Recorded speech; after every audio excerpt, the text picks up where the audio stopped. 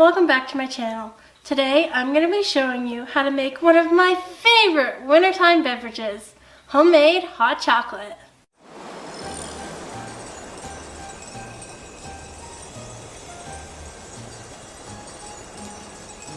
The first thing the recipe calls for is dry powdered milk, and I'm going to be adding roughly 2 quarts because I get mine in bulk. This is just the powdered milk, and as you can tell, you need a nice deep pan, which is why I'm using a roaster pan. Now we're going to add 1 32-ounce bag of powdered sugar. This is the way my family has made this recipe for generations. However, if you do not want your hot chocolate this sweet, you can always add less powdered sugar. But remember, this makes a huge batch. Let's mix this up a bit so there's room for the rest of the ingredients. But be careful. This stuff flies everywhere when you mix too fast. Next, I'm going to add 6 ounces of coffee mate creamer. And then I'm going to give it another stir. Stirring it each time I add something helps the ingredients blend together nicely. Something that's important to note is that this is the powdered form of Coffee Mate. So don't be going out and buying your favorite liquid form coffee flavoring. It won't work because this is a dry mixture. However, never fear, because there are plenty of various flavors in powdered form of creamer. In fact, my family even tried French vanilla. However, we decided that we liked the plain, original flavor of coffee creamer in our hot chocolate mix. Next, we're going to add 1 large can of NesQuick. And this is an extra large can, but I'm only using 17 to 18 ounces.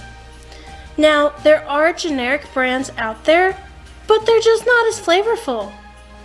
And here's how long my family's been making this recipe. We originally used the Hershey's chocolate mix, and they don't even make that anymore. Thankfully, this stuff's pretty good too.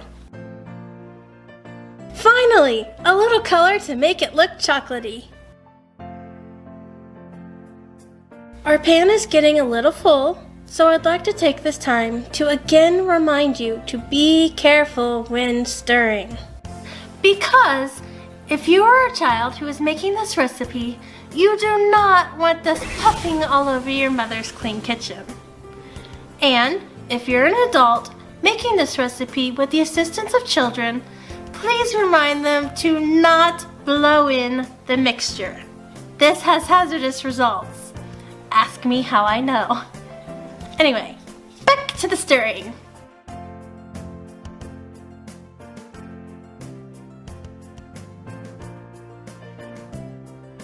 And if you want your mix to be a little smoother, because your dry ingredients can clump, you can always run the mix through the sifter.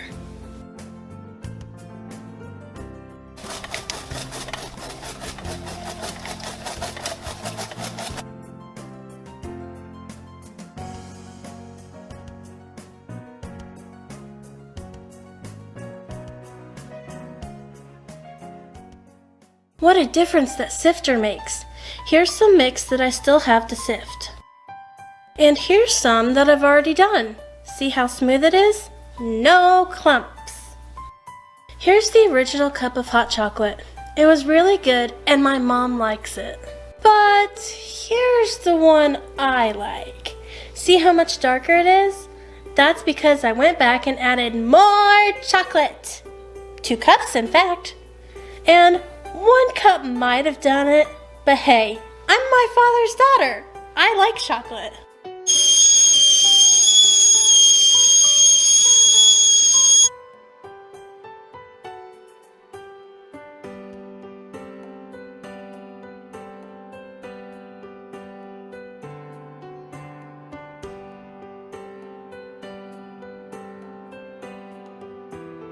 Thank you for joining me today.